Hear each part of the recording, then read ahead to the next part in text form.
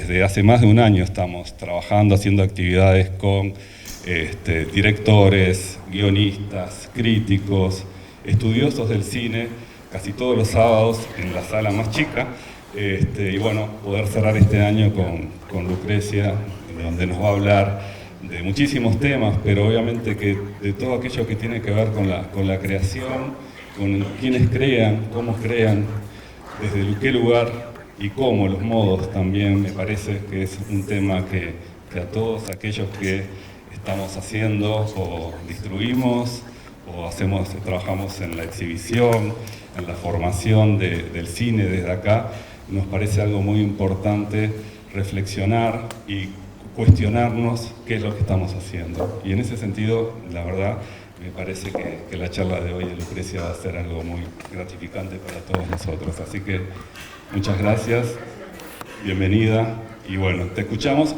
Lucrecia, una de las cosas que me dijo ayer era que le importaba, que le parecía importante de que ustedes les hicieran preguntas, incluso en algún momento, obviamente, pudieran interrumpir para que haya un ida y vuelta.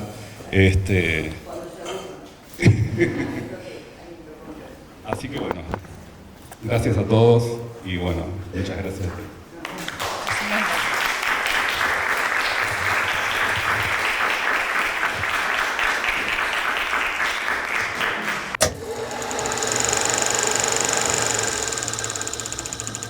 Yo lo que quería era compartirles un poco porque como las clases que yo doy en general son pocas en el año y en general lo que trato de hacer es compartir los problemas en los que estoy al momento de que surge esa posibilidad de conversar con público, ¿no? Y entonces hoy pensé como compartirles algunos temas que tiene que ver con la película que estamos haciendo yo me da vergüenza decir, pero como hace 12 años, que es una investigación sobre un documental, es una investigación que el género, pongámosle para que sea más claro, sería documental, pero no sé si es, y es sobre eso que me gustaría compartir con ustedes. Y para empezar, nosotros, los que nos dedicamos al cine, lo primero que tenemos que establecer cuál es exactamente, o tratar de establecer qué es la realidad, porque uno va a ir con su camarita y su lápiz y su papel a escribir una historia, supongamos de ficción, y entonces, ¿qué vínculo hay entre ese papel, lo que ustedes van a escribir y lo que los rodea?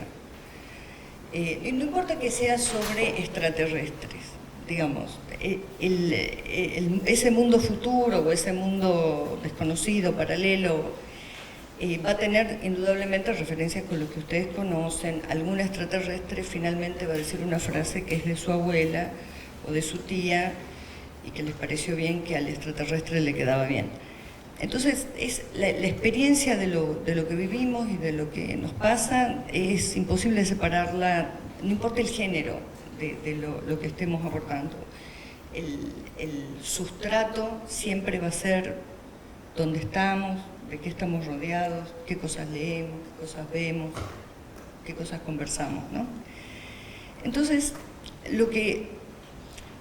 pero les digo esto en tratar de preguntarse o saber qué es la realidad, porque hay una conexión muy profunda entre eso que ustedes van a escribir en su papel, de lo que quieren hacer, y eso que está afuera.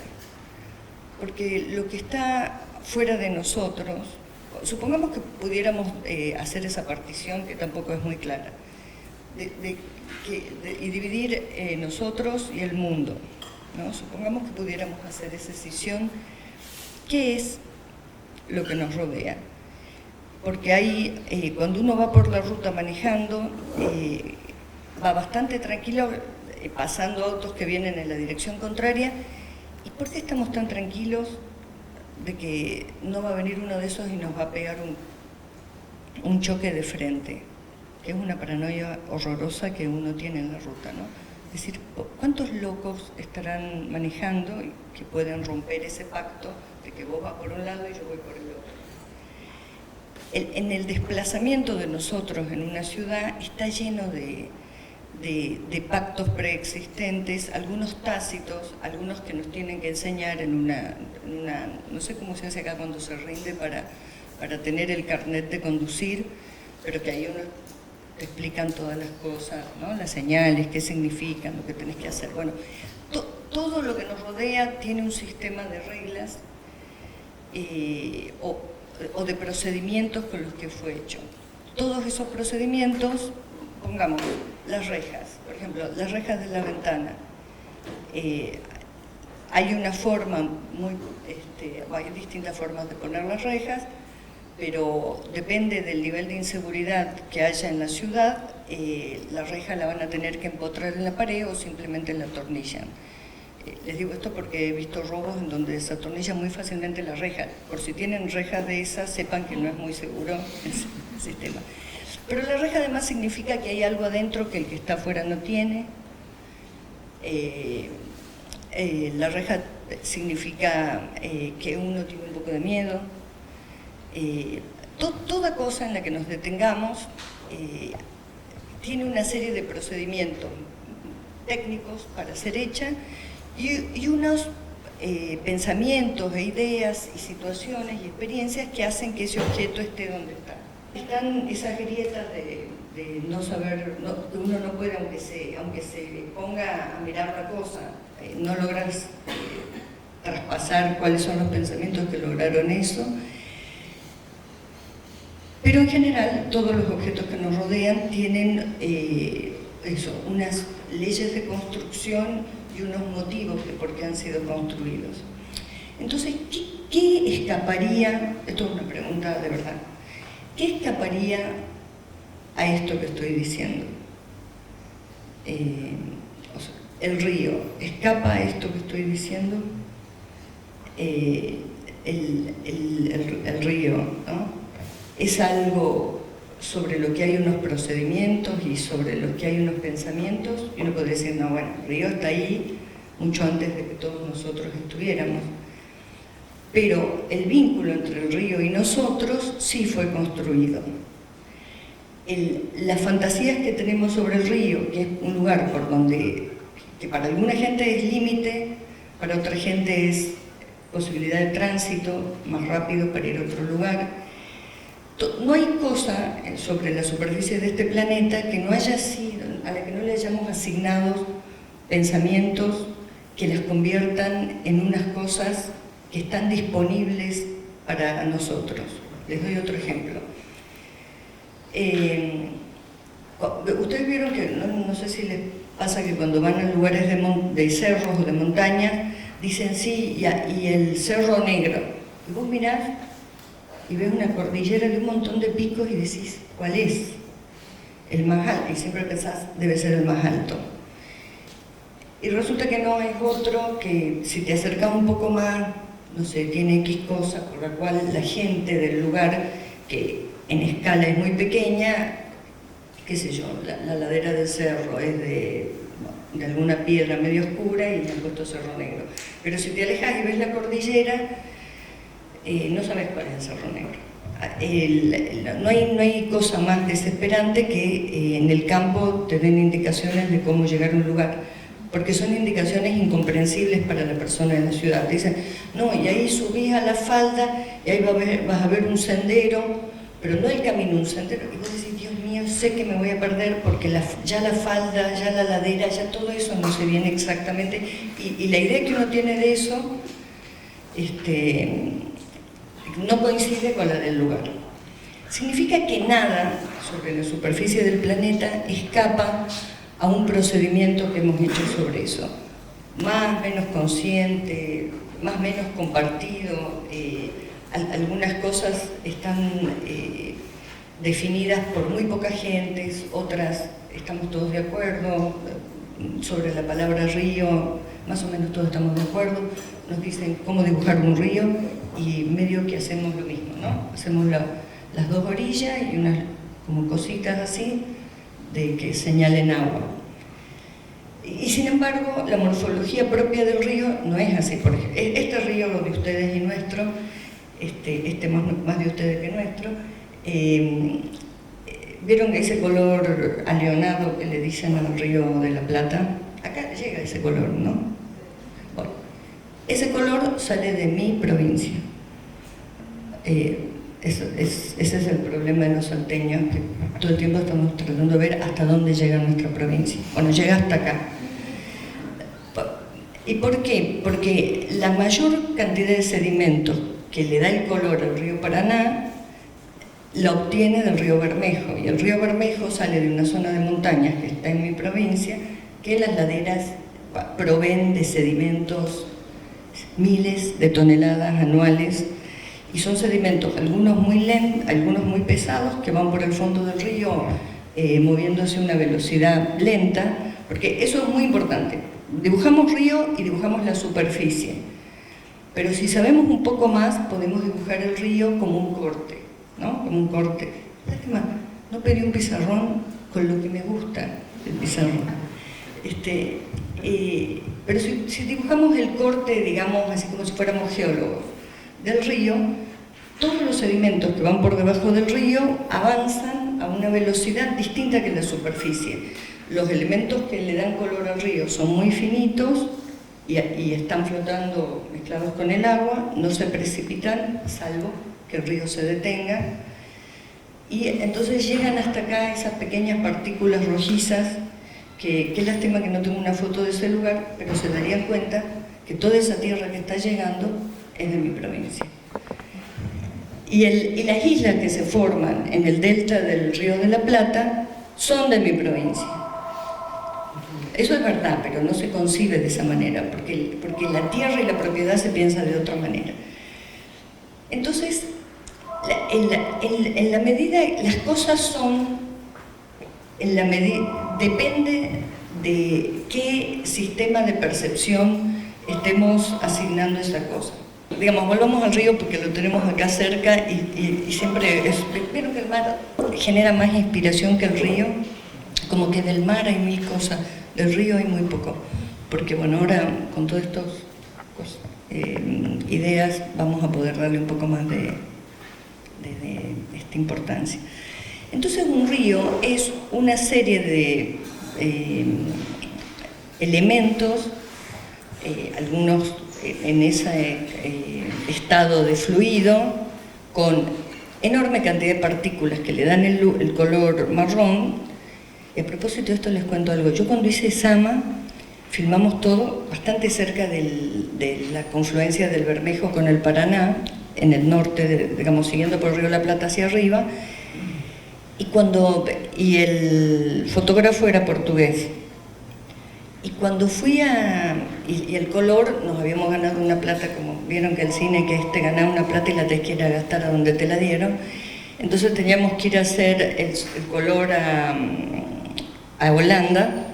Y entonces él fue una semana para hacer una primera como emparejamiento del color de la película, y yo fui después. Y cuando llego, el río, habían hecho un esfuerzo enorme para que sea un poquito más celeste, sacarle ese colorcito sin gracia, desde el punto de vista de la fantasía del río, porque háganle dibujar un río a un niño y lo va a pintar de color azul. ¿De dónde viene eso? Sinceramente no sé, porque todas nuestras experiencias latinoamericanas, salvo pongamos hacia la cordillera o la zona donde hay ríos que vienen por zona de rocas, son marrones. Y sin embargo, la idea que dibuja un niño en Salta de un río, que no hay ningún río azul prácticamente, es de color marrón. ¿Y a dónde estaba yendo? Bueno, así, al corte del río.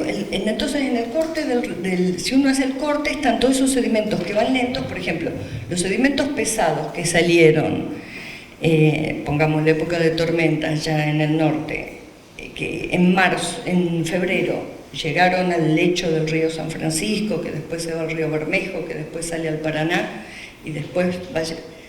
En febrero, ponele que salieron los sedimentos que van por el fondo, van a llegar en meses acá. y los sedimentos que van flotando en la superficie, que es lo que le da color, van a llegar mucho antes. Entonces, un río temporalmente ni siquiera es una cosa que se mueve a un solo tiempo, ¿no? Digo esto porque siempre cuando hablamos de la naturaleza pensamos que la naturaleza es algo muy distinto de la civilización, ¿no? Como que se hacen esas decisiones. Y, no sé, me parece que eso es como una pretensión loca nuestra, humana, porque cualquiera que nos vea desde muy lejos, desde otro planeta, va a ver como, bueno, una bolita de barro que le creció un musgo que genera luminiscencia, porque les digo que si hay algo malo y bueno que hemos hecho es llenar este planeta de electricidad y de luces, ¿no? Entonces, no existe nada que podamos escindir de esa manera. No existe nada que sea una cosa que no hayamos pensado y le hayamos dado una función y hayamos construido unas ideas sobre eso. Y con eso tenemos mucho problema porque pensamos que todo el planeta está a disposición de nuestras locas ideas sobre cualquier cosa, ¿no? Qué sé yo, no sé si han visto esa foto o si alguien ha estado, esas fotos que hay de los barrios que hacen en Dubái sobre el mar, que parece que han hecho un desastre ecológico porque estaban ahí los lugares de las tortugas, donde ponían, no sé, se reproducían las tortugas, y ahora hay un barrio horroroso, capaz que ahora ya está mejor porque le habrá crecido un poco de las plantas que le pusieron, pero en su momento era un espanto, que decía, ¿para qué esto? Entonces, eso que llamamos realidad, mundo, y que parece un poco ajeno a nosotros, que parece que se mueve con ideas y con un movimiento propio del que no podemos casi participar o muy poquito, por ahí logramos una ley de no sé qué, pero el mundo parecería ser una cosa que se resiste a nosotros individualmente. Entonces, si nosotros que queremos hacer cosas audiovisuales, imaginamos que existe un mundo en el que no está construido, va a ser muy distinto cómo vayamos a filmar. Porque, imagínense muchas películas del mainstream que tienen argumentos atrapantes y sin embargo no cuestionan nada. Miren, les voy a dar ejemplos de los 80 y de los 90, que es la época en que yo veía esas películas. Pero ustedes vieron, hay una que me encanta dar ejemplo, 9 semanas y media, Mickey Rourke. Me daría mucha felicidad, mira, claro, no la han visto, ¿no? ¿Sí? Bueno, ustedes. Bueno, voy a dar otro ejemplo. Rápido y Furioso. ¿Lo han visto? Yo tampoco.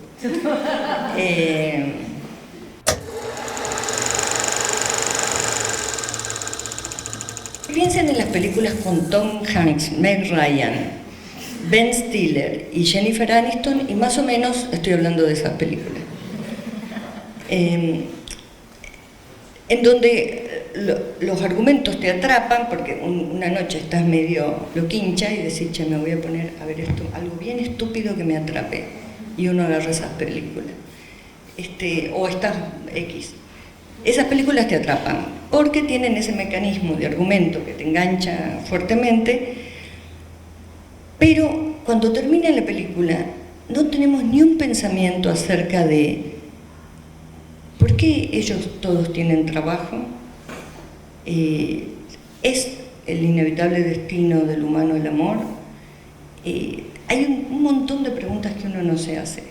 Todas las preguntas son sobre ojalá me cruce con alguien y me vaya a la playa y me enamore así como Jennifer Aniston. Y no trasciende ningún otro pensamiento.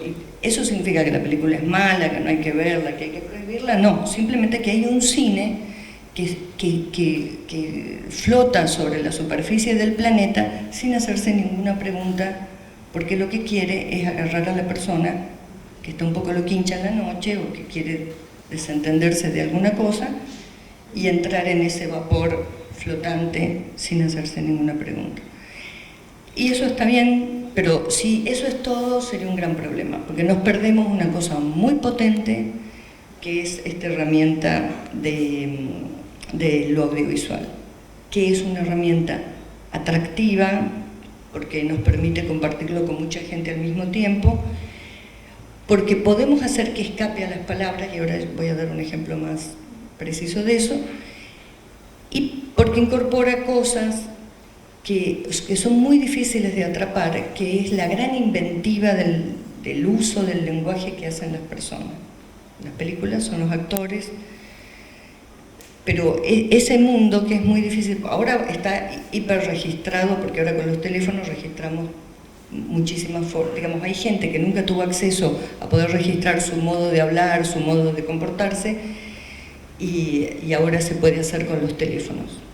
Y también hay unos terribles géneros hiperrígidos que se han inventado que destruyen esa misma loca capacidad que tiene la gente para hablar. Ejemplo, los youtubers, que seguramente ustedes siguen algún youtuber, porque están los muy boludos, pero están también los muy interesantes. Pero hablan en una velocidad que es, para cierta gente de mi edad, es insoportable. Es insoportable.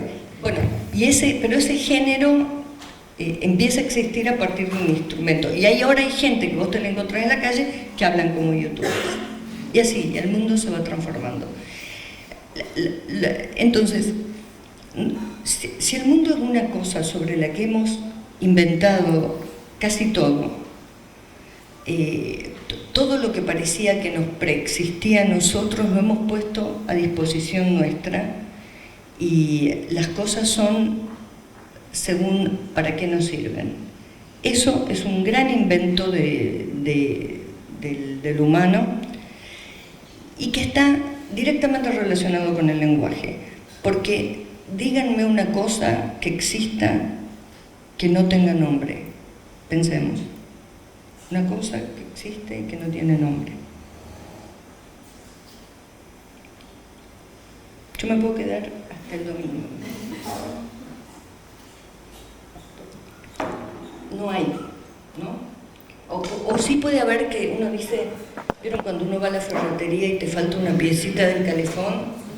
Y decís, y es como una ruedita que tiene y el tipo te dice un nombre, no sé, las palabras esas, el niple.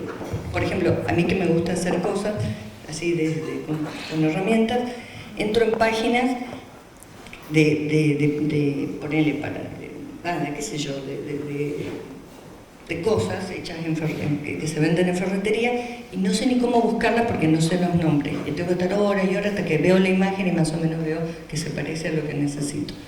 Bueno, lo existente está definido por las palabras. Lo que podemos no saber algunas palabras, pero alguien las va a saber. Podemos no saber el nombre de todos los tornillos, pero hay un señor que los vende y sabe el nombre de cada tornillo.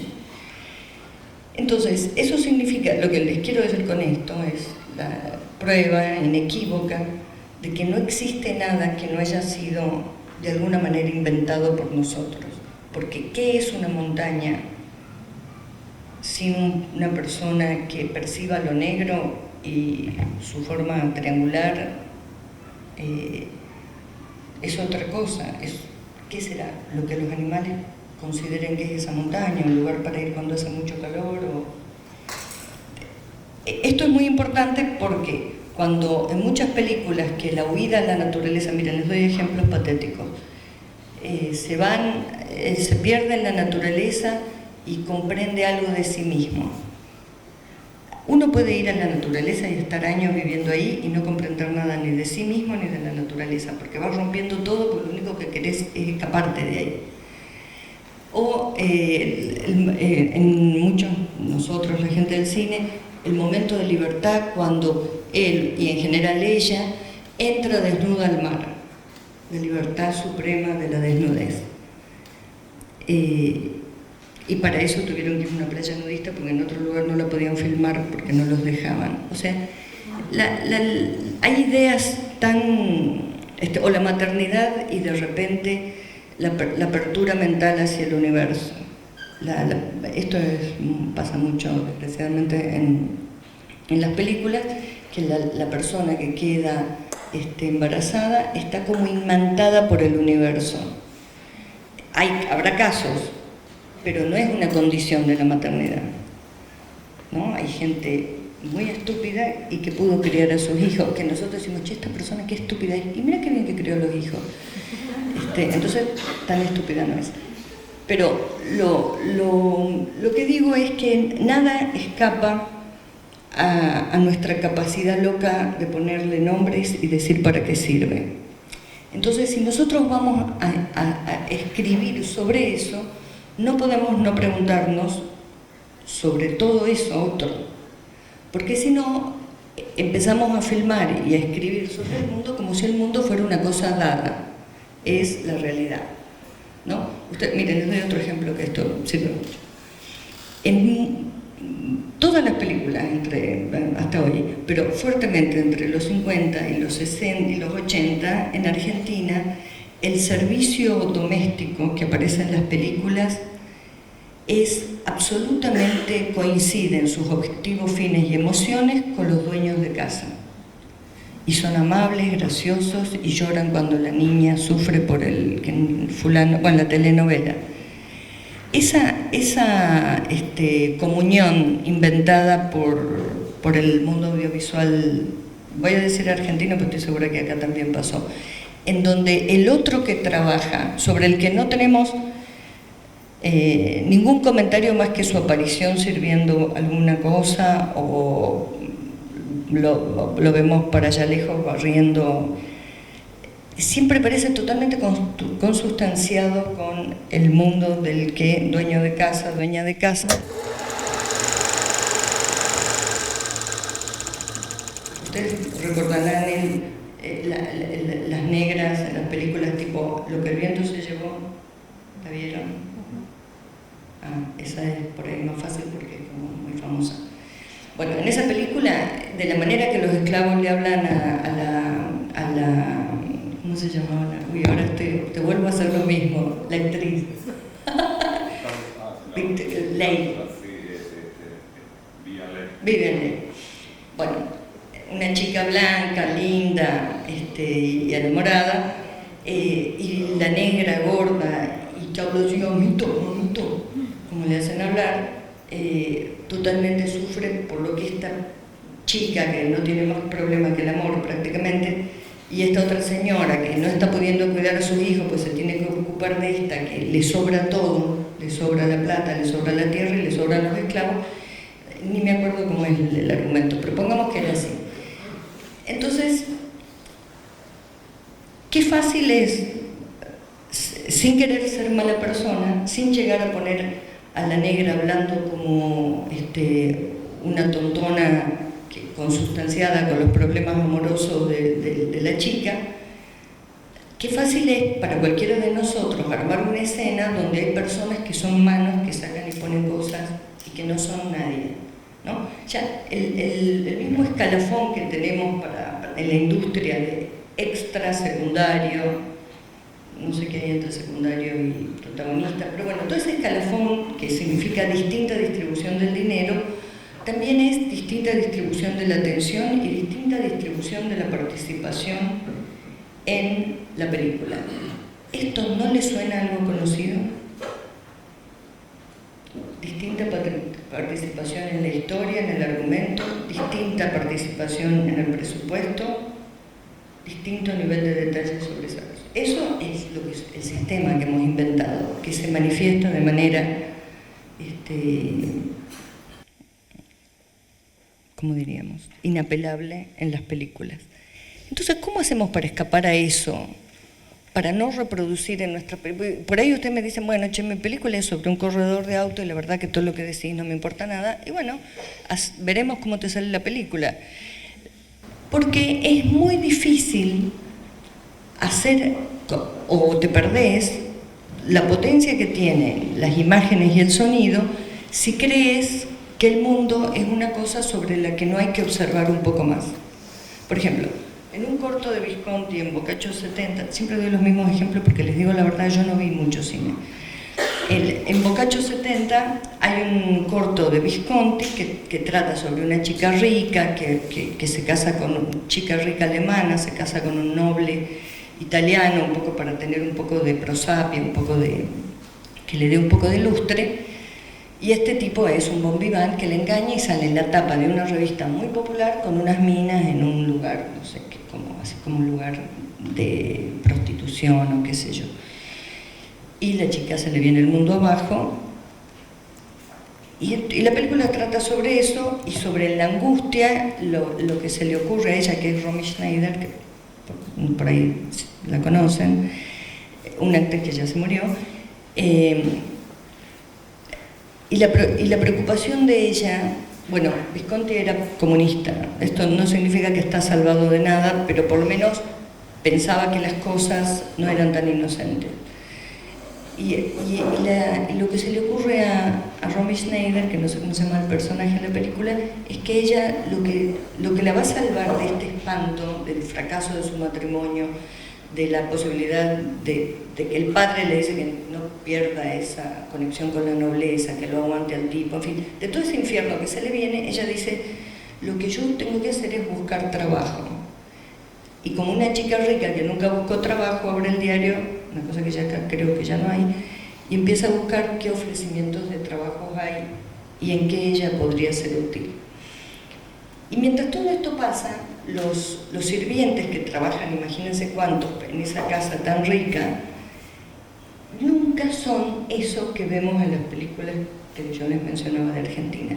Nunca los sirvientes que están haciendo su trabajo son esa cosa sin vida, sin destino, no son extras, digamos, seguro que les pagaron como extra, pero no son extras, y eso es por la inteligencia de Visconti, que les hace a fondo de cuadro, o quizás como un sonido que te viene y que te prestas atención porque escuchas unas risas, qué sé yo, y ves que al fondo del cuadro hay unos tipos que son los sirvientes que se sacaron la chaqueta, medio con las mangas remangadas, están fumando un pucho y se ríen de cosas, charlan entre ellos.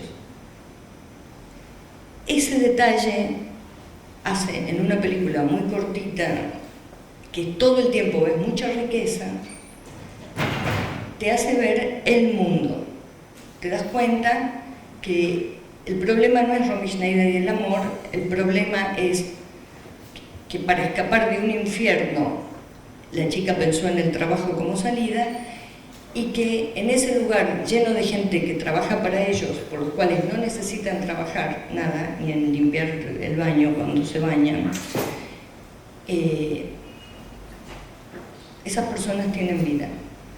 Entonces, para eso sirve pensar sobre la realidad, para que cuando hagamos una película no nos avengamos a ese orden absolutamente hegemónico que tiene la industria del cine, de considerar la industria del cine y la narrativa, de considerar que hay protagonistas, que hay secundarios y hay extras, y en la medida en que nos vamos alejando de los protagonistas, la gente no vale nada. En las películas en donde se mata gente, películas de guerra, que son películas con muchos sentimientos sobre la guerra y en contra de la guerra, y ves una cantidad de muertos que no te importan nada.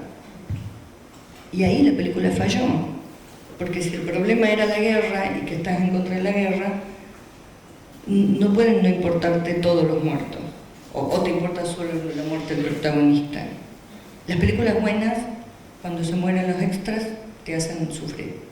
¿Vieron 28 días? Esa de que el chango que se despierta y todo en Londres, y esa sí la vieron, o sea, de ahora, es de miedo, y son como que se volvieron zombies, no sé qué pasó, y que están todos loquinchos y medio caníbales, bueno, no me acuerdo tampoco el argumento.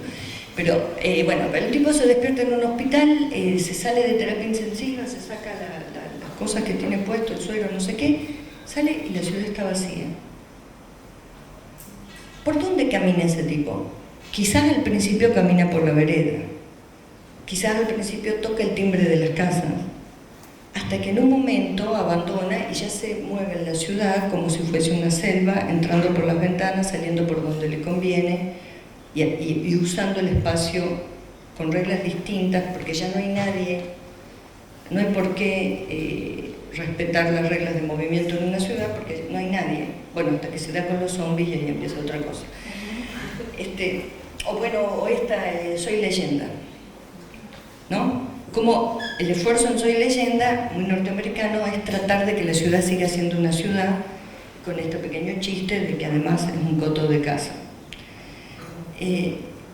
Entonces, pensar sobre la realidad es como el primer paso que tenemos que hacer, porque es la primera gran narrativa a la que nos enfrentamos. Si nosotros creemos que hacer un documental o hacer una película es ir hacia el mundo inocentemente o siguiendo los lineamientos de nuestro argumento, nos perdemos todo. Nos perdemos toda la posibilidad, la potencia que tiene la imagen y el sonido. Y ahora vamos a los aspectos concretos. Se termina muy pronto esto que estoy diciendo, así que espero que haya muchas preguntas. Y entonces, ¿la narrativa qué es? Vamos a hablar de la narrativa hegemónica, no de los grandes poetas que han hecho maravillas con las palabras, no de los loquinchos del cine, porque siempre me dicen, y David Lynch. Bueno, David Lynch es un loquincho del cine que con una capacidad extraordinaria para interpretar lo que nos pasa en los sueños y transformarlo y filmar eso, saber cómo se filma eso que digamos, en los sueños, ¿ustedes recuerdan sonidos precisos en los sueños? Los debe haber, ¿no? Pero es muy difícil acordarse de un sonido después que uno se levanta. Uno se acuerda de unas sensaciones, ¿no? Más o menos confusa, estaba hablando con alguien, pero después alguien era otra persona, y yo creo que estaba en tal lado, pero en realidad era otro lado. O sea, no existe ninguna cosa detenida en un sueño. Nada es una cosa fija. Pocos sueños son arquitectónicamente estáticos, ¿no? Siempre son espacios como en movimiento. Y entonces, saquemos a todos los loquinchos del cine, que siempre es como un aire fresco, pero la gran mayoría de lo que se hace, y de lo que se hace sobre todo hoy, responde a ideas muy, pero muy extendidas acerca de cómo se organiza la narrativa, ¿no? Como, miren, ustedes, estoy segura, si son del mundo del cine, seguro han entrado a ver las páginas en donde Netflix, Apple, Amazon o algunas empresas que trabajan para ellos o que imparten información para la gente que quiere trabajar en la plataforma, te explica cómo tenés que presentar una serie. Eso sí lo han visto. Ya nadie escapa. Yo que no quiero hacer series también lo he visto. Y entonces, ¿qué ve uno ahí? Que el non plus ultra de esto que les voy a describir, que todos lo sabemos, que es lo que aprendemos cuando uno empieza a estudiar cine, y que es importantísimo saberlo y conocerlo. No digo que eso hay que rechazarlo, eso hay que entenderlo, porque ese es el corazón duro del sistema. Eso que nosotros pensamos que es entretenimiento, leyes narrativas, un poco inocentes, esto es una teoría mía, todo lo que digo está bastante infundado, así que no se lo tomen muy en serio. Pero el corazón duro del sistema la semilla del mal está en la narrativa, en ese sistema narrativo hegemónico. ¿Por qué? Porque, explíquenme ustedes esto, ahora me da mucha vergüenza porque Julieta, mi novia, sube cosas que yo digo en las charlas y me veo obligada a verlas de nuevo, cosa que evito, y me veo un tonito como de cancherita que se sabe todo, que lo detesto.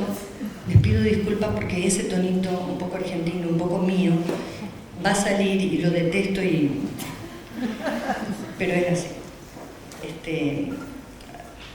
Pero en ese sistema narrativo, si ustedes entran en esas páginas que dicen cómo escribir tu primera serie, o tu primera película, no es porque la serie sea algo menor, y lo primero que dicen es el conflicto, que hay que determinar cuál es el conflicto, qué es lo que te interesa contar, y el conflicto. Ahora, yo les pregunto, de todas las experiencias más extraordinarias que tienen ustedes en su vida, ¿piensan que la palabra conflicto puede ayudar a describir eso que les pasó? O sea, el conflicto y su estructura interna, que es alguien quiere algo que no puede y va a tener que luchar por eso, y si lucha con picardía es una comedia y lo obtiene, o no lo obtiene pero se consuela, es una comedia, pero si lo hace como épicamente, creyendo en los valores y enfrentándose y poniéndose en riesgo su vida, puede ser una tragedia, puede ser que se muera al final.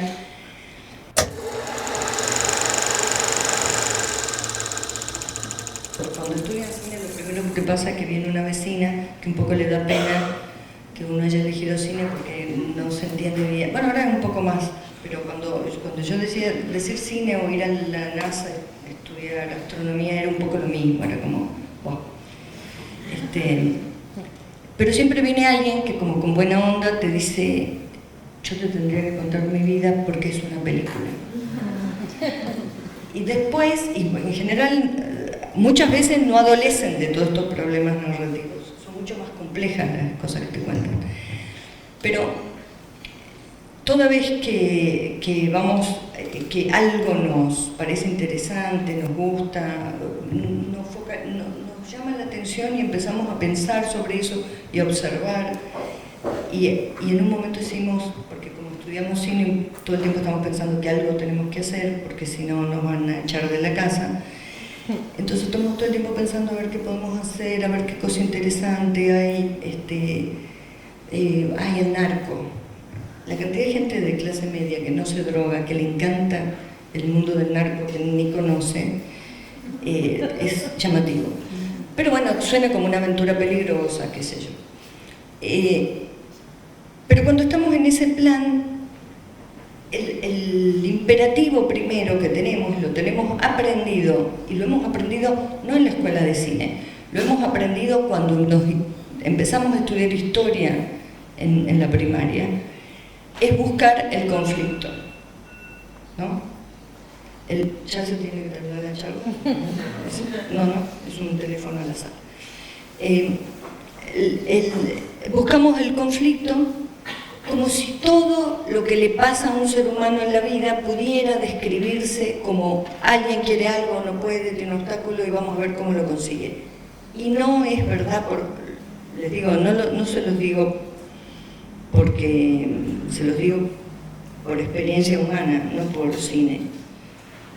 Muchas cosas que nos pasan no tienen esa forma, no se pueden organizar de esa forma. Entonces, esas cosas muy importantes que nos pasan, que no se pueden organizar de esa forma, no que porque no se puedan organizar de esa forma no importan. Digamos, ahí viene un momento de picardía que como el sistema con el cual se obtiene dinero te pide que todo lo que vas a contar lo cuentes de alguna manera, con algún cuentito donde esté claro el conflicto, estén claros los protagonistas, esté el arco dramático, una cosa inexplicable para mí, el arco dramático. ¿Y cómo se transforma el personaje? No sé, primero, las personas se transforman todo el tiempo, no de una vez y para siempre. Eso es una fantasía. Cuando, por ejemplo, termina la película que Ben Stiller y Jennifer Aniston por fin se enamoran, no significa que van a durar para siempre, ¿no? Entonces, eso clausura un hecho, que todos unos artificios con los cuales nosotros creemos que es la única manera. Es la única manera de conseguir laburo, seguramente. Es la única manera de conseguir plata, puede ser, porque tenés que tener mucha suerte para conseguir productores que esas formas narrativas no le importen tanto. Ahora, como somos unos humanos que vivimos en esto, y lo estamos tratando de cambiar, pero viene durando más que nosotros, el sistema, digo, ¿no? Lo que yo digo, comprendan que el argumento es una excusa para circular por el mundo, pero no es de lo que se tratan las películas. El argumento es una forma de organizar una cosa que requiere plata y que la plata alguien te la va a tener que dar y el que te la va a dar te va a pedir que le cuentes de qué se trata en forma de sinopsis, de log time, leg time, esa es mi vida. Log time, no sé cómo se dice, pitch, tagline, logline, turning point. Bueno, entonces, como ese es el mundo donde tenemos que interactuar, y no les vengo a decir, muchachos, hagamos la revolución, porque primero no estoy dispuesta a acompañarlos, pero sí, seamos vivarachos que el argumento no es la película. La película es una experiencia que uno comparte con una persona o añora compartir con el otro, y que ese otro se va a someter por las leyes del mercado, muy probablemente, porque la película va a estar en el cine, porque tiene plata para comprar la entrada, o porque va a estar en un festival al que puede ir gratuitamente, en fin, por leyes que no son el mundo que más nos gusta, es posible que eso que hagamos entre en contacto con el público. Pero si nosotros creemos que lo que vamos a compartir con el público es el conflicto, el arco dramático del personaje, el protagonista, si nosotros somos tan tontos de creer que de eso se trata la película, nos perdemos para qué sirve el cine, para qué podría servir el cine. Nos perdemos todas esas experiencias que ustedes tienen en su vida y que no tienen esa forma.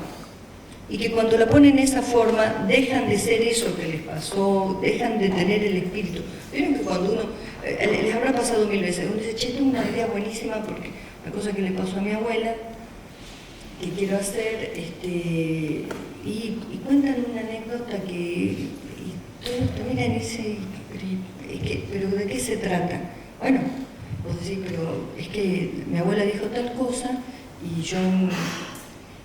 No hay conflicto. Entonces, eso probablemente, sumamente interesante para la humanidad, no va a llegar nunca a ningún lado. Entonces, consideren que el argumento es la forma que tenemos de someternos para entrar en el sistema de obtención de dinero, pero no es exactamente lo que ustedes quieren hacer y compartir con el mundo. Si confunden esas dos cosas, se pierden todo. Eso digo. El argumento sirve para organizar la experiencia espacial y unas ciertas cosas, pero no es no es el corazón de lo que ustedes quieran compartir, no necesariamente es el corazón de lo que quieren compartir. Ustedes vean cómo fracasan los cortos que se ajustan fuertemente al argumento. En Europa les encanta esto, en los festivales de cortos son como chistes, ja, ja, ja, ja, te reís al final, porque es como pa, pum, termina el corto. Y te tuvieron así como viendo las cosas en el aire de los malabaristas y te olvidaste al minuto 3 de qué se trataba el corto, porque no tiene más que esa superficie, la única superficie que tiene es la del argumento. Entonces, consideren al argumento como esos pigmentos, esos sedimentos muy sutiles, el limo, la arcilla que viene de Salta y flota sobre el río Paraná. Y la película es toda esa agua más todos los sedimentos que vienen bastante más lentos por abajo. Y las orillas y la gente bañándose y todo eso. Entonces, lo que quiero, y todo esto les digo que estoy diciendo, yo casi creo que muy pronto no va a hacer falta que lo diga más, porque hay tantas formas de apropiación de lo audiovisual en este momento, porque el TikTok, tantos lugares donde podemos exponer o compartir cosas, experimentos narrativos y ver qué pasa, que quizás cada vez nos podamos acostumbrar más a modos de ver cómo el otro comparte experiencias con nosotros o cómo nos cuentan cosas sin ajustarnos a estas reglas tan de mercado. Y una cosa más, pero esto ya es entrando en la zona de la realmente audacia y irresponsabilidad. Yo creo que esa idea hegemónica en el mundo audiovisual del conflicto, el arco dramático y todo eso es una idea bélica. Que si no superamos eso, que es el corazón de la cosa, en donde siempre hay un alguien que desea algo y siempre hay un alguien que se opone, y que eso se derive en un conflicto, y ese arco dramático más o menos se parece a la parábola de una bala de cañón, un misil que va de un punto a otro. Eso no nos ha hecho bien. Ha dado magníficas obras, pero yo creo que si seguimos locamente defendiendo eso, vamos a seguir creyendo que el conflicto es la única forma de dirimir las experiencias de lo humano. Y bueno, y ahora preguntas.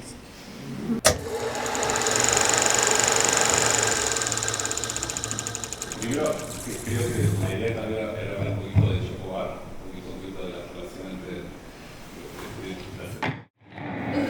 de la obra. Esto que digo son cosas que tuve que pensar. Para Chocobar, obviamente. Para todas las películas, pero especialmente ahora para Chocobar. Que no se llama así la película, no sé cómo se llama todavía. Digamos, la denominación Chocobar. Sí, que es sobre el caso del asesinato. Sobre todo el tema de la obra artística y su relación con la realidad. Y otro concepto que me quedó dando vueltas, escuchándote ayer, era el concepto de la utilidad que manejaste varias veces de la obra de arte. Sí. Es algo que quizás hoy día es un concepto medio de modé, ¿no? Sí. Y a mí realmente me interesaría que quizás pudieras desarrollar un poco ese. Porque no sé ahora cuáles serán las ideas que están dando vuelta, pero uno va a los museos de arte moderno y dice, seguimos en esa. Que es, yo me expreso, me quiero expresar, el arte no tiene que ser útil. A mí eso me parece una reverenda estupidez, el arte tiene que ser útil de alguna manera, para uno, para el otro, para alguien. Yo en particular me preocupa muchísimo que lo que hago sea útil para alguien. Y no crean que tuve éxito, ¿no? Entonces, digo, esto está bueno porque hay toda una generación, que son seguramente los padres y los abuelos de ustedes, que creían que al arte había que liberarlo de la utilidad, que era como, porque eso suena a propaganda. Pero la utilidad no es algo programático necesariamente y asociado a la propaganda.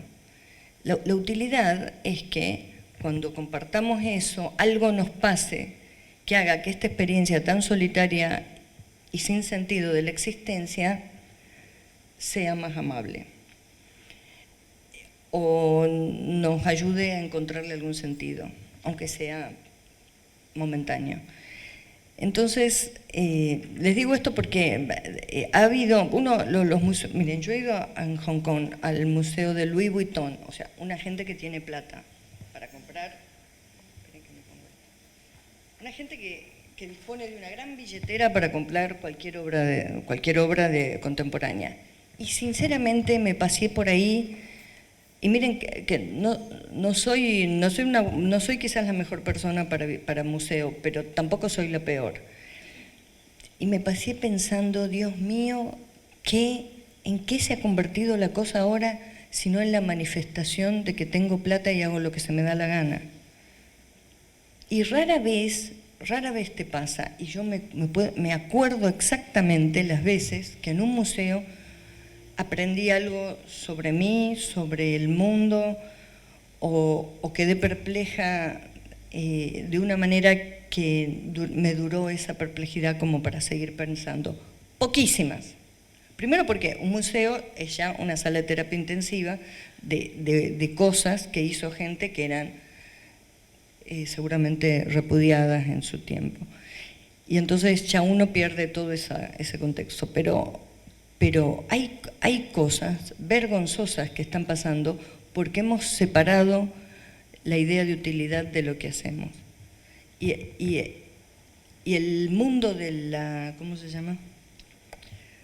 Ay Dios, que en un museo ponen unas cosas así que se llama una... No, instalaciones. El mundo de las instalaciones que se dividen, las que nos sorprenden porque tecnológicamente todavía no conocíamos esa tecnología, las que tienen alguna idea, y una gran cantidad de gente que tuvo guita para hacer algo estúpido por lo que uno pasa rápidamente. Tuve la suerte que Añez Bardá me dijo, un día nos cruzamos en un festival en Venecia y me dijo que le acompañe a ver unas cosas. Tamina tenía 84 años en ese momento y había elegido tac, una tipa muy culta, había elegido cosas y me dijo, vamos a ver esto. Y dije, mierda, claro, en este mundo de la modernidad, de la instalación, se puede ser contundente. Pero también, como es una moda, y es una moda de gente con mucha plata, hay una enorme liviandad en torno a esa cosa que es interesante, la idea de instalación. Bueno, por ejemplo, yo misma he sido víctima de que me propongan cosas que me doy cuenta que no les importan, que es simplemente que una persona que pongamos en una ciudad es conocida porque hizo unas películas y no les importa lo que uno va a hacer, pero la plata la tenés asegurada. Y entonces está en uno agarrar ese billete, que capaz lo necesitas para hacer algo bueno, y colaborar al sinsentido del mundo. Bueno, es un dilema moral, del cual les digo, no siempre no hacerlo es la mejor salida, ¿no? En este caso de que le estoy hablando no lo hice, pero quizás no necesitaba la plata. Pero lo que les digo de esto si las cosas sorprenden, no significa demasiado. Las ocurrencias no necesariamente son ideas y no hay que confundirse eso, porque si no la experiencia, uno sorprende, como en TikTok, ¿no? Vas viendo, ay, jajaja, lo pasás y al otro día no sabes qué viste, porque nada fue, salvo alguna cosa que realmente te haya impactado, la sorpresa, la ocurrencia se agota muy rápido. Y entonces nosotros tenemos unas herramientas, que es la imagen y el sonido, que, mire, les quiero decir algo, esto es lo que me falta decir. La relación que tenemos nosotros en el cine con el lenguaje es muy peligrosa y tenemos que estar muy atentos, porque el guión es un instrumento muy útil, pero muy peligroso también. Prescindir del guión escrito no lo salva de lo peligroso que es el guión. Fíjense cuán peligroso es, que incluso no estando es peligroso. Porque todo lo que organizamos, como todo este mundo inventado, lo hemos inventado a partir de la palabra, no es que primero existió la palabra, no sé cómo habrá sido ese proceso, pero indudablemente lo existente está todo nombrado y lo que está nombrado pertenece a una cadena de otras palabras que definen a esa cosa. Cuando nosotros escribimos, sobre todo los diálogos, podemos cometer el error de escribir los diálogos pensando y no escuchando, ¿no? Porque los diálogos, digamos, una experiencia para corregir los diálogos de una película es escuchar bien cómo habla la gente y no digo reproducir lo real, lo que está fuera de uno, como si eso fuera naturalismo y eso fuera lo mejor que les puede pasar, sino saber con eso qué hacer para que no sea, para que nuestros personajes no hablen como una escritura.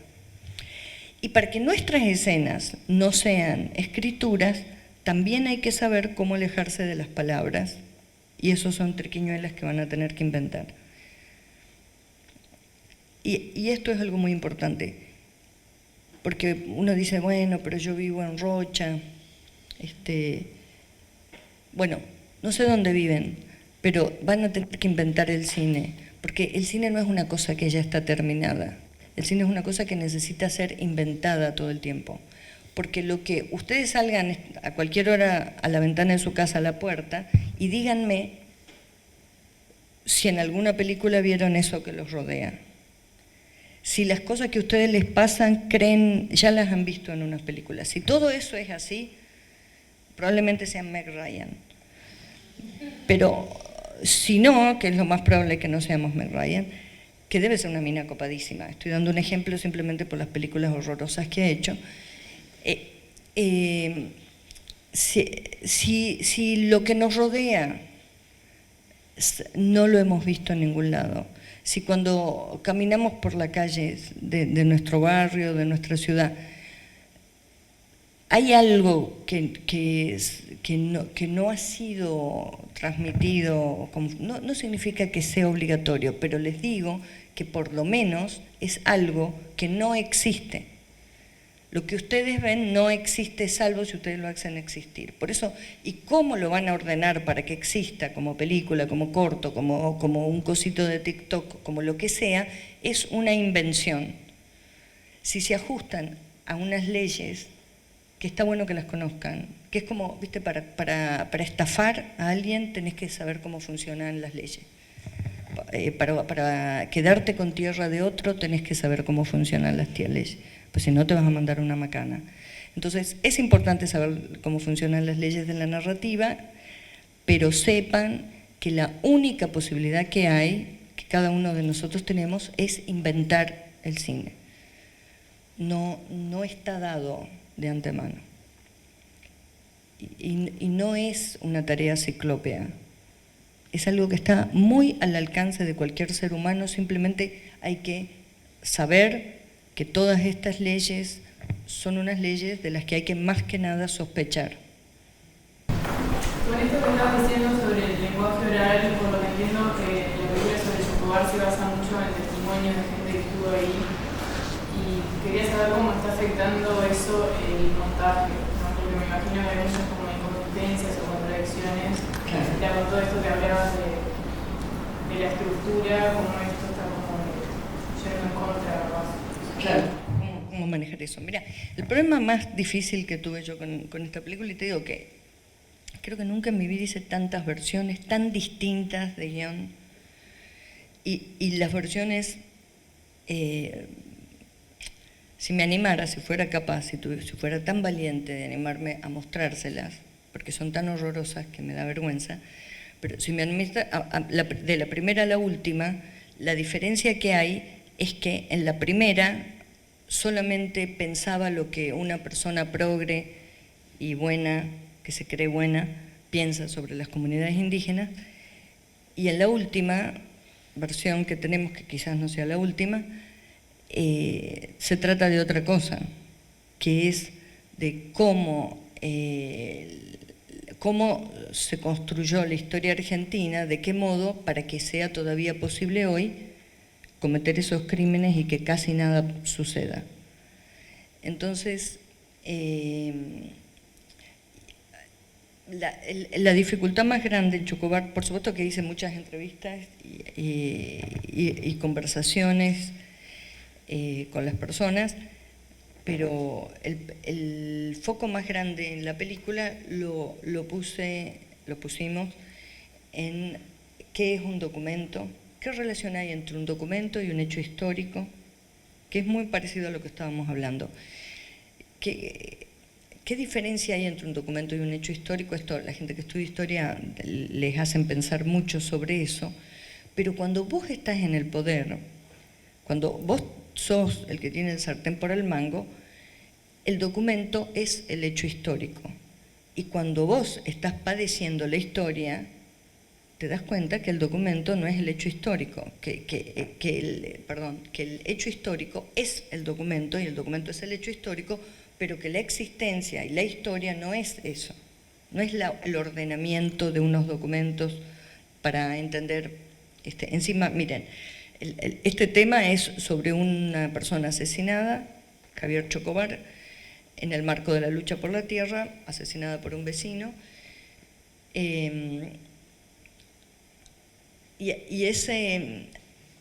entonces nosotros empezamos, y ellos insistiendo que son una comunidad indígena, que como no tienen nada de lo que el argentino comprende como indígena, entonces, pero ustedes no son una comunidad indígena, si usan zapatillas, remeras Adidas, se ponen gorros de John Deere y andan en moto. Entonces, el argumento de sí somos una comunidad estaba encima contradicho por mucha bibliografía que decía esa comunidad que era Chuchagasta dejó de existir. Entonces el trabajo fue primero ver si había documentos históricos que pudiéramos ayudar a avalar la posición de la comunidad, porque intuitivamente, y esto les digo es muy interesante, cuando ustedes conocen personas que quieren algo, reclaman algo, y conocen a las otras que sienten, digamos, que reclaman otra cosa, es muy fácil, si uno presta atención a cómo la gente habla, cómo se comporta en el juicio, por ejemplo, casi que no hacía falta presentar mucha prueba. Miren lo que estoy diciendo, una cosa bastante peligrosa, porque si uno presta atención a las personas, es muy fácil darse cuenta quién miente. No hace falta ningún sistema de los espías que le ponían para que diga la verdad. Y les digo, porque filmamos todo el juicio, que fue larguísimo, por eso estamos demorando también tanto en editar, y en el juicio lo que uno ve es que el discurso que fluye armado y más rápidamente, en general, es del que no dice la verdad. El que está más organizado es el del que no dice la verdad. Y cuando esta historia dio un vuelco fue cuando se hizo la reconstrucción en el territorio y muchas inconsistencias del discurso, que eran inconsistentes del discurso de las personas de la comunidad, que fallaban. Miren, y una cosa horrorosa, ojalá que quede eso en la película, porque está tan larga que, bueno, vamos a ver qué quede y qué no, pero se los cuento por si acaso.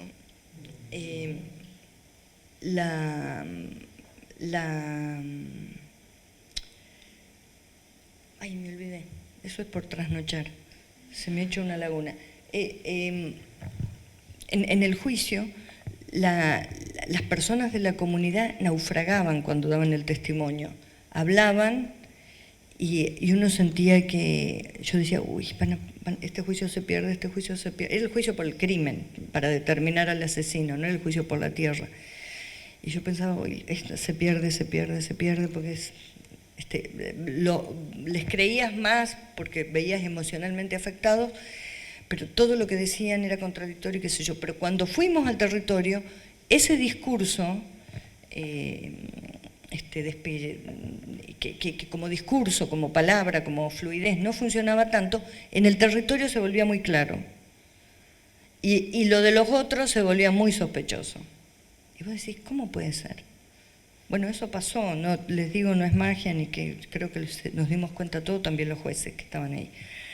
Entonces, los problemas que tengo con esta película son no los problemas con esas entrevistas, que también es un problema porque por el modo de contar, no sé cómo hacer para que dure un tiempo razonable, porque los modos de contar las cosas son bastante con mucha deriva de la gente de la comunidad, pero el problema más grande fui yo misma, y lo que yo pienso de la historia, y lo que yo sabía de la historia, y las ideas que tenemos sobre la historia. Y el primer problema, y quizás el más grande que tuve o que estamos teniendo en esa película, es que la forma en que está periodizada la historia argentina es una falacia. Porque no encaja con nada que cuando uno se pone a investigar seriamente, la forma en que está periodizada la historia argentina es inútil completamente para contar los conflictos de las comunidades indígenas con la tierra. Porque el invento de la patria, el invento de la nación, esa narrativa fue tan impuesta y borró tantas cosas que ahora es muy difícil pensar. Entonces, el gran esfuerzo que tuve con esta película fue reeducarme a mí misma respecto de un montón de conceptos que no son mi expertise la historia. De mantener una actitud de sospecha permanente que se volvió insoportable para mucha gente del equipo, pero que ahora estamos, porque, viste, decir, y no es suficiente, no explica, esto no se explica, tenemos que buscar otra cosa, es otra cosa lo que pasa. Por ejemplo, les digo algo porque es increíble esto, pero probablemente ustedes quizás ya lo saben. Existe un documento de Alejandro VI en donde dona a los reyes católicos todo lo que hoy es América. Y vos escuchás eso y te parece que en una película de la Marvel sería una idea demasiado sencilla. Así empieza la historia de este continente, con una gente que cree en Dios y cree que Dios le ha dado el poder al Papa para que regale un continente a un reino, porque ni siquiera era España, al reino de Castilla. Y esa es la base legal de este continente. Ustedes dirán, no, bueno, pero después vino el derecho no sé qué. Les digo, rasquen, al fondo está Dios, dueño del mundo, dándole al Papa y el Papa regalándole a América. Y ahora, con este Papa Argentina, no logramos ni siquiera solucionar los problemas argentinos, así que evidentemente no es el Papa la solución. Entonces, es eso. El problema más grande fue cómo contar la historia, y como el objetivo de esta película, el público para el que yo estoy pensando la película, no es la gente que puso la plata, porque te digo, ¿sabes qué difícil es? El otro día lo tuve que hacer, explicarle a los productores norteamericanos que sinceramente que son divinos, que es la gente que ojalá conozcan esa gente en su vida de profesional, explicarles que no tenía ningún interés en que la película tuviera nada universal o buscar la universalidad de esa manera que a veces te piden, porque esta película es importante para el norte argentino y todos los conflictos que tenemos, y quizás para Latinoamérica, estoy segura, puede llegar a servir.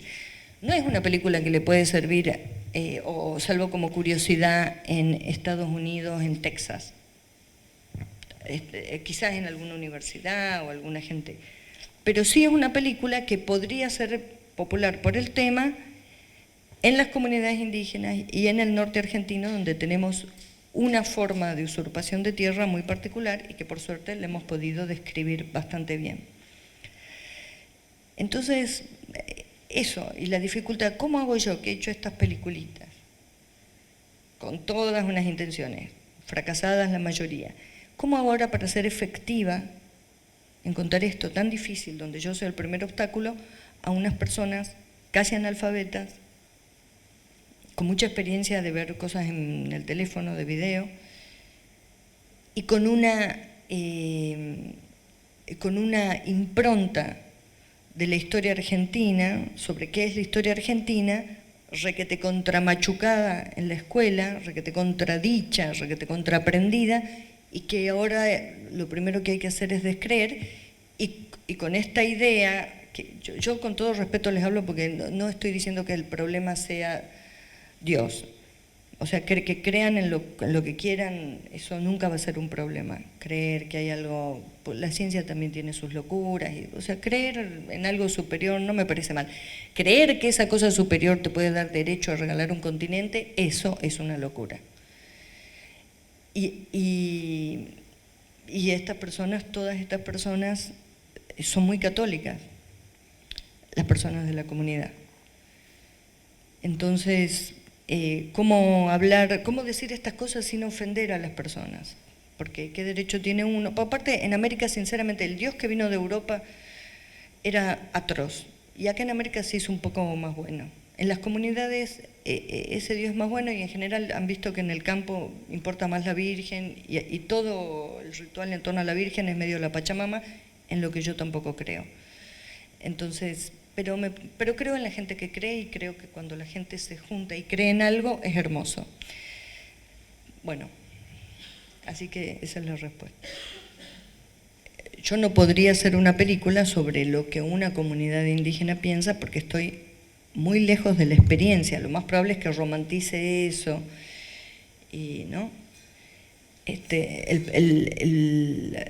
Para salvar esa imposibilidad, lo que yo hice es ver qué hizo el otro lado, llamémosle la cultura blanca, que no es tan blanca tampoco, pero la cultura blanca argentina, qué hizo. Porque si yo me pongo a ponderar y a llenar de valores a las comunidades que incluyen cuánto mejor es la Pachamama que Dios y etcétera, también cometo un error de volver inútil el objeto película para esas personas. Porque a nadie le sirve. Primero, este continente se conquistó no sin la ayuda de las comunidades indígenas, o sea, con la ayuda de las comunidades. Pero ese no es el punto, no es que había unos buenos y unos malos. Claro, exacto, es como, llegados a un momento, se inventa la independencia y expulsamos. El otro día, miren, nosotros estamos teniendo unas charlas, los 4 o 5 que ahora estamos trabajando, que es el editor, la chica que hizo la investigación histórica, ahora estamos discutiendo con un ensayista que solamente estamos reuniéndonos para discutir las hipótesis, y otra chica que está haciendo investigación y además produce distintas cosas, documentales y textos, documentales de conseguir cosas y textos, digamos un grupo que es pequeño donde estamos trabajando muy fuertemente. Y el otro día en una reunión lo que estábamos discutiendo, y donde es muy importante que esté el editor, porque una cosa es mirar un juicio escuchando lo que pasa y otra cosa es mirar un juicio sabiendo un montón de otras cosas que hay afuera, ¿no? Y estábamos discutiendo sobre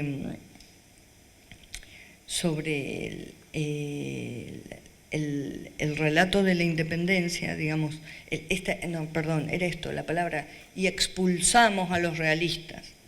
¿Sabes cuántos barcos con españoles se fueron de América digamos, entre principios del siglo XIX y pongámosle todas las independencias de Latinoamérica hasta mediados del siglo XIX? Poquísimos.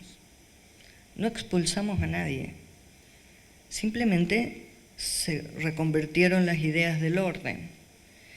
Pero ¿a quién le sirve hacer creer que hubo un enemigo que fue expulsado? Al que se reconvirtió y ahora quiere ser otra cosa, pero usando el mismo sistema extractivo, el mismo sistema económico. Quieran que los indios laburen por nada, y eso duró hasta mediados del siglo XX. Que la tierra sea de nosotros, de los que... Entonces, vos fíjate, como una palabra, expulsamos a los realistas.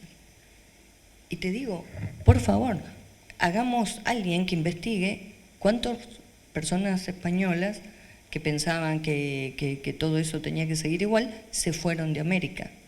Te juro que con mucha suerte llenamos 3 barcos, y en 3 barcos son 150 personas. Sí, es lo que pasa también en toda Latinoamérica, de estas castas de apellidos que son, digamos, los que tienen el poder y las grandes tierras, los grandes terratenientes todavía siguen existiendo en toda Latinoamérica. Por supuesto, y esto es muy importante, miren cómo la observación te va cambiando el sujeto de una narrativa. Por ejemplo, si vos, esto es lo que decía ayer, si vos tenés en una charla que estaba Leila, si vos decís la frase, el capitán Sotomayor recibió 300 indios chuchas para su encomienda, vos decís, y estos indios eran bastante pusilánimes, porque el capitán Sotomayor se los llevó de donde vivían a otro lugar y los hizo trabajar para él. La frase, que hay millones de estas frases, en la historia de nuestros países. Esa frase esconde el sistema mediante el cual se pudo llevar a cabo eso, porque un tipo, por más que esté armado, por más que esté a caballo y por más que tenga armadura, no puede pilotear 300 personas por el campo. O sea, un tipo armado, ¿cuántas personas puede mantener a raya? Capaz que 3, 4 a campo abierto. Entonces, 400 tipos, o tendrás otras maneras de hacer, o tendrás de rehenes a los hijos, o tendrás, digamos, las oraciones con las que se escribe nuestra historia no explican el sistema de violencia, ¿no? Entonces, esto es una cosa. Y la otra, lo que vos decís, los nombres hace 300 años que hay muchos nombres que se repiten en la propiedad de la tierra, ¿no? Y en algunos países como Argentina tienen una extensión formidable de tierra. Y vos decís, pero cuando te querés meter con eso, porque en esas fincas están llenas de comunidades, esa continuidad, ¿por qué es? Porque nosotros contamos la historia con un sujeto que es individual. La invención del individuo es el comienzo del gran problema, porque no es que fulano tal cosa. Por eso existe la genealogía. Viste que las personas que se preocupan mucho por la genealogía, ¿por qué se preocupan? Porque la genealogía es lo que asegura la herencia. Y la genealogía te convierte al individuo en un sujeto multiorgánico que atraviesa un espacio de tiempo que excede la vida vegetativa de una persona. Entonces tenés los fulanos, que ellos rastrean y van buscando, y por supuesto todo ese mundo de los títulos nobiliarios vendidos para América, bueno, y hacen toda esa genealogía, ¿para qué? Para preservar sus bienes, porque eso es el poder y no es el sujeto individual. Y nosotros engañamos y nos engañamos construyendo frases en base a sujetos individuales cuando el organismo que detenta el poder es un organismo que no tiene la vida biológica de un humano, que es una red de personas vinculadas por la sangre, vinculadas por distintos contratos matrimoniales, vínculos de distinto tipo. Ese es el sujeto que detenta la tierra. Por lo menos te digo, esto es claro en donde nosotros estamos investigando. Entonces el lenguaje es un impedimento enorme, porque cada vez que nosotros decíamos la frase y poníamos al sujeto capitán Sotomayor y a los chuchas como un colectivo, porque no tenemos registrados los nombres, no sabemos ninguna cosa en particular sobre ellos, salvo que se quejaron de alguna cosa, de maltratos y de castigos, en algún documento, no podés contar la historia. Entonces, la máquina histórica es la que produce la realidad, está llena de esos ardides, algunos desfachatados, como lo de que el Papa donando América, y algunos otros verdaderamente sofisticados, inteligentes y muy difíciles de desarticular.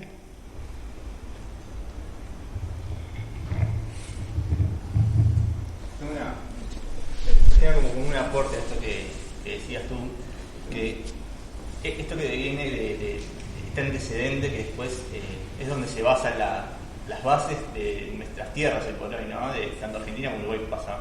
En otro país particular, más inclusive en el siglo XX, hubo un instituto de colonización que se creó acá en Uruguay. En Uruguay, ¿Cómo se llama? Instituto de colonización, que lo que hizo fue dar tierras a migrantes que venían escapando de la guerra. Ellos decían como a gente que quería trabajar la tierra, pero siempre a europeos. Nunca pasó en las poblaciones originarias que vivían acá en Uruguay, que dicho le pasó un femicidio sobre esas poblaciones, no reconocido hasta el día de hoy por el Estado, y tampoco a las poblaciones afrodescendientes que vivían acá, que fueron traídos en los procesos de otra migración. multitud, claro. Y es como...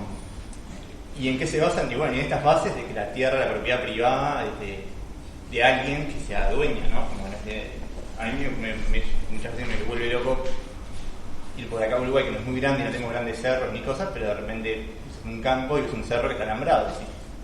Como una persona puede tener todo esto como puede ser de una otra persona. ¿Por qué yo no puedo acceder ahí? Bueno, viste que no sé en Uruguay, pero en Argentina si hay algo que jamás va a decir alguien que tenga una posibilidad de ser presidente o de estar en un cargo digamos, definitivo así sobre estas cosas, jamás se va a hablar sobre la tierra y la distribución. Porque cuestionar eso es cuestionar el epicentro de la falacia de la historia argentina. Y esto que ustedes dicen, bueno, che, todos sabemos esto, sí, todos sabemos, pero hay que explicarlo en detalle. Y eso uno puede hacer con el cine. Yo te digo, la investigación que nosotros hicimos para esta comunidad, que es ni de las conocidas, ni de las, ¿cómo se llama?, de las comunidades más multitudinarias, ni las que tienen ninguna particularidad más que son ellos ahí, pero no tienen las particularidades con las que uno desea identificar al indio, ¿no? Ay, mirá, hacen el rito de la Pachamama, qué bien, y unos cantos en otro idioma. No hay nada de eso. Y sin embargo, son una comunidad indígena. Y toda la construcción, que sea, digamos, toda la estancia de esas personas en ese lugar coincide con este otro sujeto genealogizado, que cumplió roles de funcionario, porque es imposible robar tierra si no hay funcionarios. Es un privado con funcionarios y sobre todo funcionarios. Y vos decís, ¿por qué? Bueno, si vos cuestionás eso, estás cuestionando el centro absoluto, no solo de la riqueza, todavía en Argentina, de la riqueza de los que manejan, realmente tienen sartén por las manos, sino también la fundación misma de la historia argentina. Y cómo, digamos, imagínate lo difícil que es decir que la patria es un invento atroz que dejó afuera a infinidad de gente, que la nación nunca se independizó, de hecho siempre nuestra economía gira en torno a una deuda, siempre le debemos a uno a otro, pero siempre a alguien le debemos y todos bailamos para ese. Digamos, es tan profundo el problema. Parece una cosa de un alambrado, ¿viste?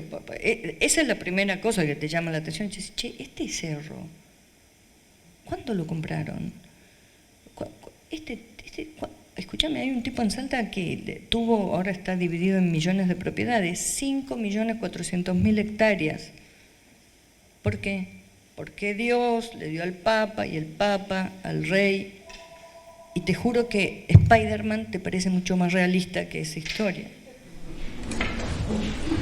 Aparte de estar alambrado, lucran con eso, ¿no? Digo, porque podés entrar al cerro, podés escalarlo si pagás, ¿no? Digo, por lo menos estuve en Córdoba y en algunos lugares te tenías que pagar para subir. Por lo menos te dejan entrar, de golpe hay una cascada, una cosa linda que si no la conoces. Miren, yo no sé cuál es la solución y como les digo, así como estoy con bastón, ahora tengo un bastón con cuchillo, pero no iría de ninguna manera a ninguna revolución ni a matar a nadie porque no tengo ninguna aptitud para eso. Pero por lo menos hablemos de esto. Por lo menos no nos sigamos haciendo los buenos, los argentinos, los democráticos, y que el único discurso donde la progresía se reconoce es en la masacre que se hizo con los militantes en los años 70 y de la permanente masacre que hay en el país desde que tiene antes que tenga un límite y un mapa que se llame Argentina. Esa masacre no configura parte de nuestra historia. Hay algo interesante ahí en eso que yo a veces pienso, por ejemplo, cuando decís de estas masacres, ¿cuáles son las? No la de los 70, los 80, es como la reconocida, ¿no? Acá en Uruguay también, y no para todos otros pueblos, pero también porque pienso muchas veces cuando se habla de derechos humanos o de los derechos humanos, son derechos humanos para quién, ¿no? Para qué poblaciones. Claro, es muy difícil hablar de esto porque hay gente que ha perdido personas y todavía es muy doloroso Pero en esa tragedia horrorosa de Latinoamérica con las dictaduras, eso se convirtió en una tragedia que tiene muchísimos libros, que tiene un discurso, que tiene cantos, que tiene banderas, que tiene fotos, que tiene imágenes, y la otra, que hasta el día de hoy sucede, no tiene esa narrativa, porque, y esto es una cosa que tenemos que pensar, sobre todo la gente progre, que también esa historia se impuso en los derechos humanos de una manera dominante. Creo que mucho de lo que estamos hablando ahora tiene que ver también con que quienes hacen o hacemos cine en casi todo el mundo, pero en esta zona particular también, somos una clase media alta, y en donde determinados temas, obviamente, de los derechos humanos, está bárbaro. Digo, se hacen muchísimas películas, muchísimos libros, pero sobre la realidad que estás hablando de los indígenas en Argentina o de otros temas que tienen que ver con la tierra en Uruguay, no son prioridad de la mayoría de la gente que estamos en el sector audiovisual y queremos hacer. Pero también porque nos engañamos y no relacionamos, no sé cómo es acá, pero bueno, yo creo que acá con la población negra pasó lo mismo, digamos, pero pasa muy parecido. Acá también debe haber habido algunos indígenas, me imagino, pero te digo, en la película que estamos haciendo, el problema de las comunidades indígenas, que son campesinos en zonas rurales bastante aisladas, es el problema de todos esos parientes que migraron y forman el conurbano bonaerense. La mayor cantidad de población indígena de la Argentina está en el conurbano bonaerense y no se percibe hacia el país. Vos decís, bueno, pero esa gente no se reconoce. Algunos sí, algunos saben de dónde vienen, pero el país hace un gran esfuerzo, y te digo, desde los gobiernos más populares y los menos populares, hay un gran esfuerzo para desentenderse de esa historia. Sobre el proceso estás haciendo una película y un guión sobre un tema donde la historia que relata ese tema no es verosimil, no hay datos reales. Vos hablabas recién de militar y 300 nombrados de no saber, no tiene historia. Toda la historia el origen, capaz que la historia que estás relatando es actual, ¿no? Pero está basada en otra historia que no tiene datos, no tiene documentos, y los documentos que tienen no son reales porque están contados. Pero podés, para contar esa historia, ese proceso donde te basás en parte ya lo contaste, tenés investigadores. No, pero te digo, porque es muy bueno eso, porque vos decís, bueno, ¿qué documento avala eso que fue mi primera posición, ¿no? ¿Con qué documentos voy a darle o no la razón a estas personas que acaban de asesinarle a una persona que era muy importante dentro de la comunidad? Y ¿sabes qué? Bueno, empezamos a buscar, no sé cómo es acá, pero el absoluto desastre que es el archivo histórico de las provincias en Argentina es narrativamente parte de la cosa, porque qué mejor para que no primero, nunca hubo, esas personas no pudieron producir documentos, porque producir documentos y producir papeles escritos es una prerrogativa de quienes están habilitados para eso, quienes son reconocidos para poder firmar papeles y para poder generar papeles. Nunca fueron las comunidades. Entonces, los papeles que encontramos son referencias. Miren, hay una cosa increíble, no sé si ustedes han entrado en Family Search, porque si alguien han entrado en Family Search para ver, bueno, Family Search es una cosa que han hecho los mormones. Les digo esto porque esto que van a escuchar es Iron Man y sucede en Iron Mountain, en Utah.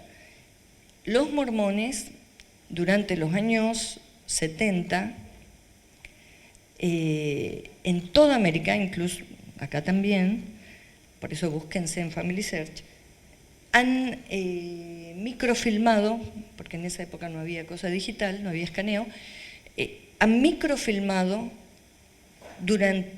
y siguen microfilmando, ahora hay un montón de proyectos, todos los registros parroquiales de Argentina, salvo algunas provincias que no sé por qué no los dejaron entrar. Que por un lado vos decís, ¿cómo pasó esto? Y aparte, ¿cómo pasó esto en unas épocas tan convulsivas de la historia argentina, donde había mucha paranoia? Estos muchachos iban con unas valijas, con unos aparatos donde tenían la cosa de revelar y la cosa de fotografiar, y registraron todo. Gracias a eso, cuando nosotros empezamos a encontrar que mucha información decían un libro, esta comunidad no existe, dejó de existir en el siglo XVIII. Y dijimos, bueno, vamos a ver, y empezamos a entrar en todo ese tipo de archivos. Estos archivos que están impecablemente ordenados, que están escondidos y pasados, porque ahora ya lo pasaron de analógico a digital, en una montaña que se llama Iron Mountain, que son lo que hemos visto en las películas de 007, unas entradas así que te metes y adentro hay todo un mundo de archivos.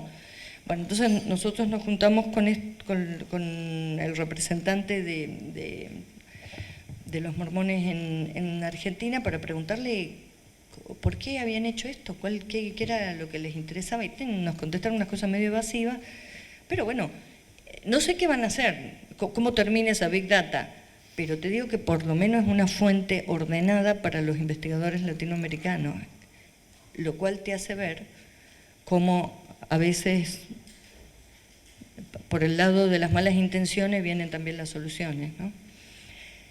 Bueno, y fue así, fuimos recolectando todo documento que pudiera tener. Aparte hicimos esto, no nos pusimos a hablar en general de que el mundo, el problema de indígena en la Argentina, sino que yo dije, bueno, acá, de aquí a acá, que es un valle, Choromoros, de esto vamos a buscar todo lo que encontremos de documentos. Y así lo pudimos reorganizar, no porque figure la historia de ellos, sino porque oblicuamente la vas pudiendo leer en los documentos, con mucho esfuerzo y con ayuda de muchísima gente muy experta. Pero, digamos, es ese procedimiento. Creo que deberíamos ir terminando. Muy bien. Solo una. Muy bien, bueno. No, decirles eso, miren, ustedes capaz que creen que es algo medio demagógico, pero lo que les digo de que hay que inventar el cine y que la invención es colectiva y es individual, se los digo así, con total seriedad, no existe ninguna posibilidad de que vaya a salir algo interesante si no están dispuestos a inventar algo. No, obedeciendo no se logra revelar nada. Entonces, ustedes tienen que muy seriamente conocer las leyes de la narrativa con las que se venden las cosas y muy seriamente observar lo que quieren contar y ver de qué manera pueden filtrar en ese artificio que van a armar lo que realmente les importa, cómo lograrlo, ¿no? Eso.